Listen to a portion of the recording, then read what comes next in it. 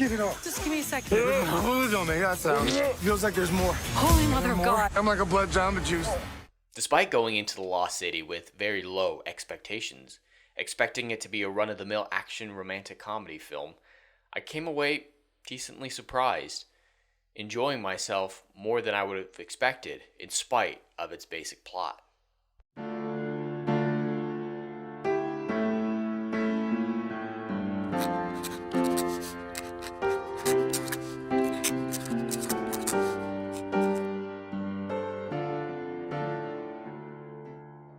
Welcome to the Hollywood Scholar. I'm Jed Morgan, and The Lost City released in the theaters this weekend, starring Sandra Bullock, Channing Tatum, Brad Pitt, and Daniel Radcliffe.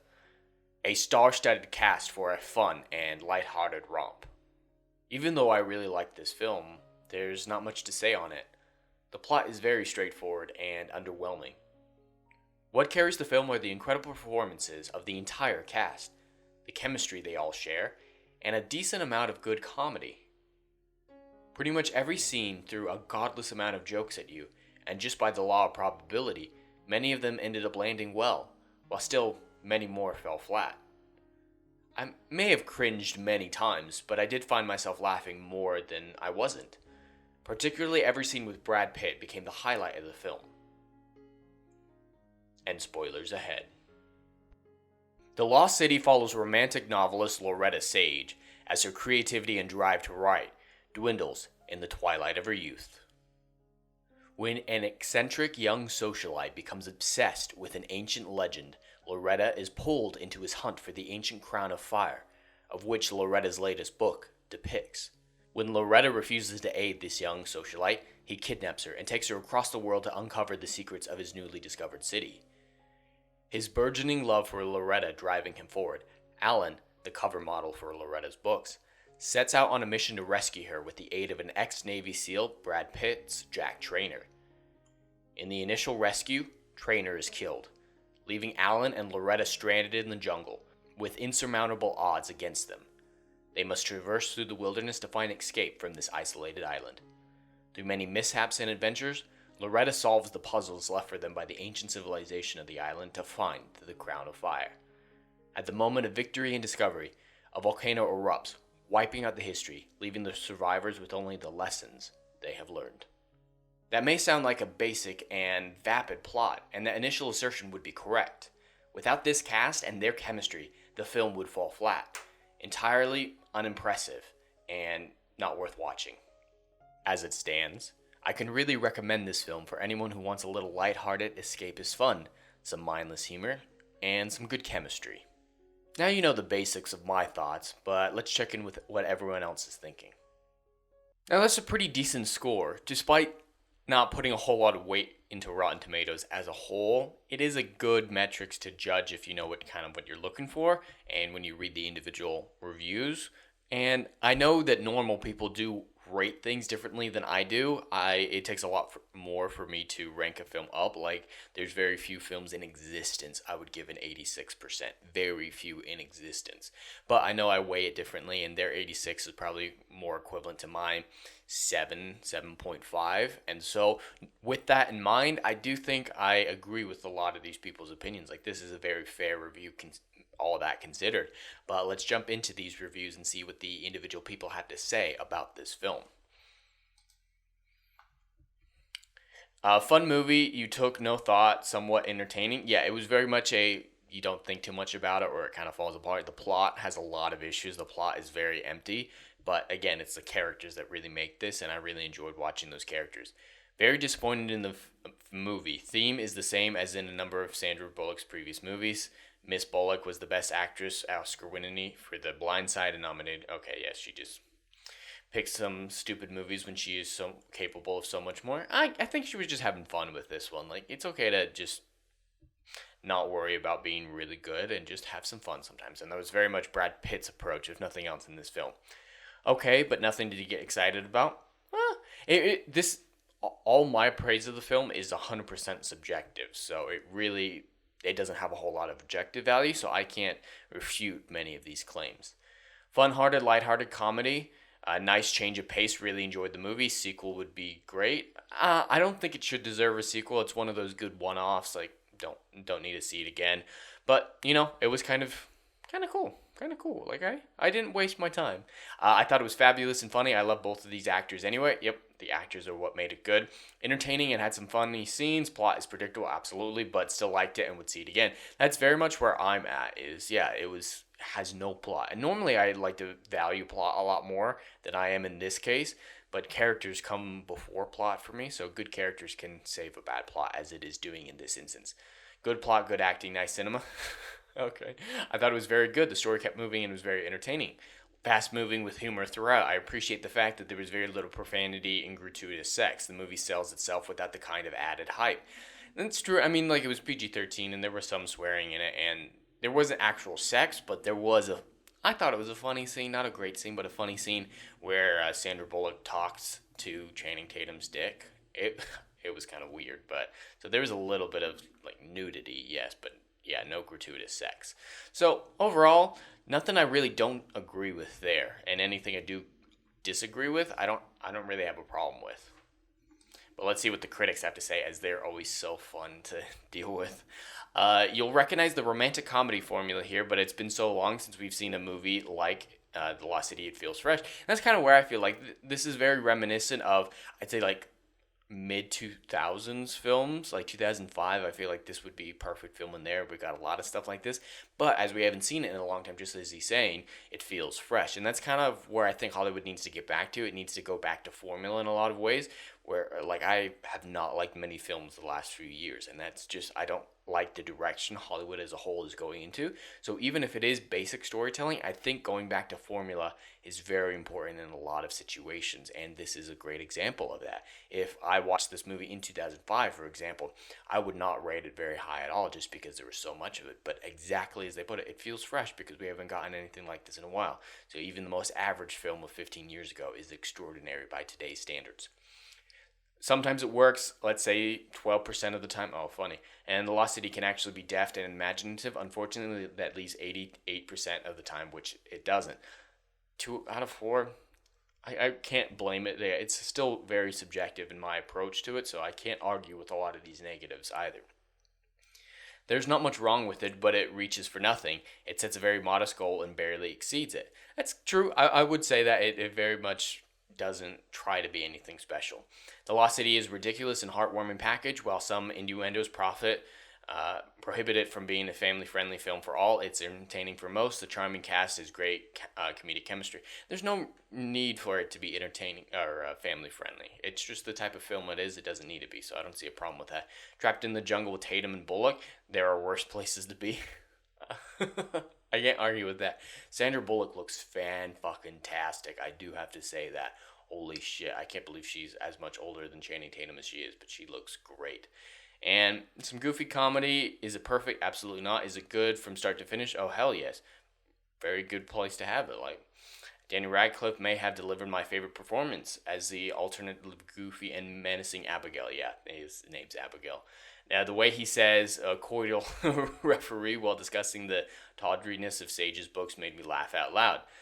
Yeah, really nothing of note here. Like, no one's standing out as being untoward the film. Everything seems to be very straightforward. Yeah, don't really have a problem with any of these critics, and that's very uncommon for me. I normally don't like critics, but some interesting stuff, and it's doing very well for what it, budget to gross ratio, and Scotty Mendelson, I didn't even see that when I brought this up, but 3.25 million in previews. That's not bad. That's really not bad, especially for the budget of the film, which is reported at 74 million. So, for a preview night, it's not bad. It's not bad. It could be a lot better. And Variety at least thinks it's going to compete with the Batman, even though the Batman's been out for almost a month now. So, it's not a big deal if it beats it. I don't personally think it will beat the Batman even now, but Variety thinks it has a good shot. And it's predicted to make over 20 million in its opening weekend, which doesn't sound great, but for this budget, it's not bad at all. So just kind of have to gauge it as you will, whether or not that's a good ratio. It's got to make like 150 million to break even, and so 20 million, it'll be close. I think it'll be close to making its money back. But we'll have to wait and see. I think it deserves more than that. I do believe it should break even, but we'll have to wait and see when it comes to stuff like that and whether or not people will enjoy it as much as I am, and most of these reviews are liking it. So a lot of interesting stuff coming up to see how it all plays out, but it definitely deserves a lot of the praise that it's getting and the money that it seems like it's going to make. I know it seems like I implicitly liked this film, but there were a lot of issues with it, as much of the comedy fell flat. Particularly when it comes to Loretta's publisher, Beth, and her social media manager, Pratt. Both actresses and the writers that wrote them try way too hard, making them come off as wholly cringe. Oscar Nunez, star of The Office, also came off as a bit much at times, though he did have a few select moments of levity. Overall, when we strayed from Sandra Bullock, Channing Tatum, Brad Pitt, or Daniel Radcliffe, the quality of the film dropped drastically. Additionally, there were a few throwaway political lines that overall didn't take away from my enjoyment, but definitely were noticeable. However, the moment that should have been the most woke felt the least woke to me personally. There's a joke about Channing Tatum not knowing a suffragist's names. Then, Sandra Bullock explains to him very derogatorily, and he makes a joke about her mansplaining feminism to him. She replies, "I'm a woman. I literally can't mansplain anything." At this moment, the joke was a bit much, and I was getting ready to roll my eyes hard. But Channing's response saved the scene for me, and made me feel like it wasn't as woke as it was intended to be, in a rare stroke of irony. He responds, "Well, I'm a feminist, and I believe a woman can do anything a man can do." I always found jokes like this funny, as feminists who say, "Oh, I hate men, men are pigs, and men are disgusting." The best response to anything like that is saying, "Well, women are equal to men, aren't they?" Shuts them right up.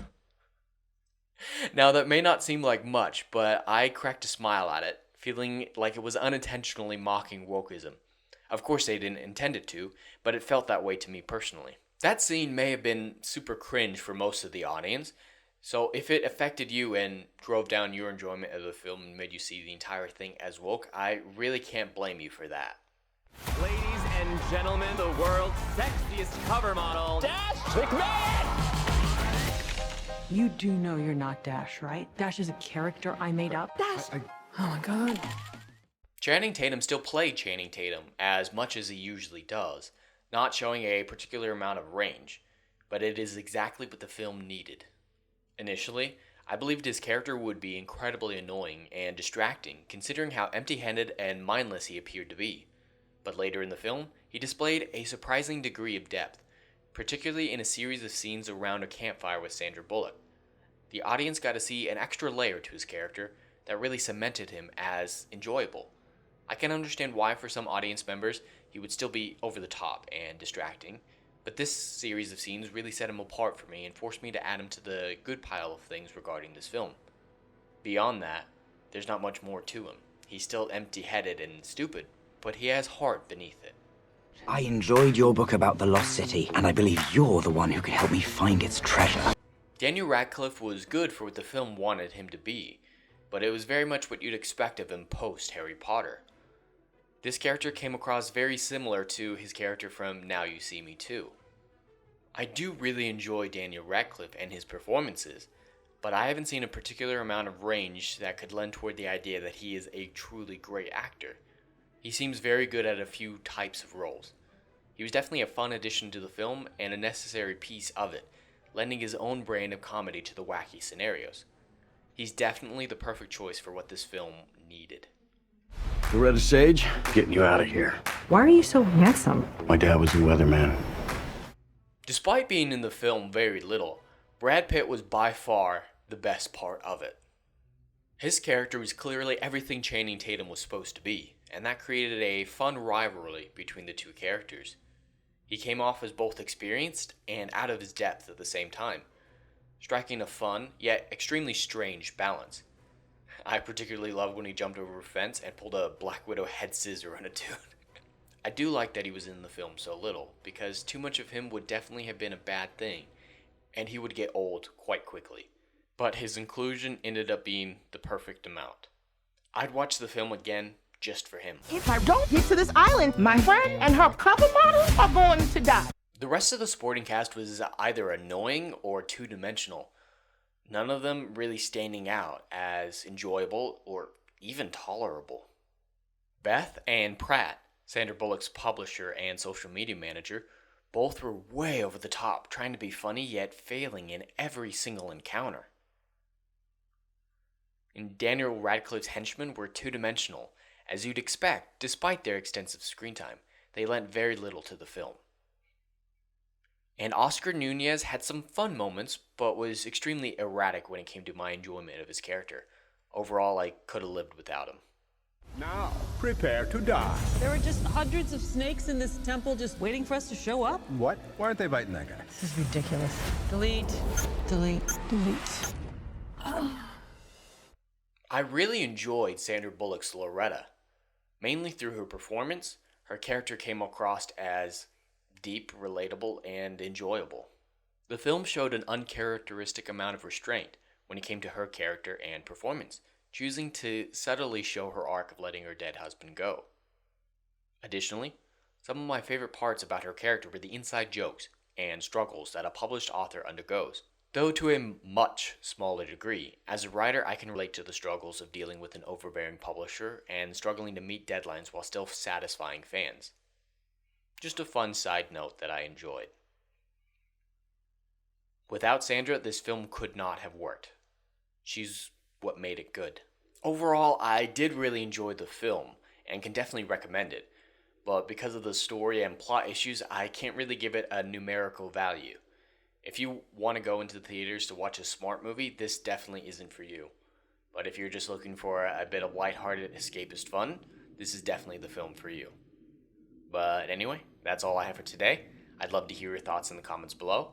Please like, share, and subscribe, and I will see you on the next video. Anon.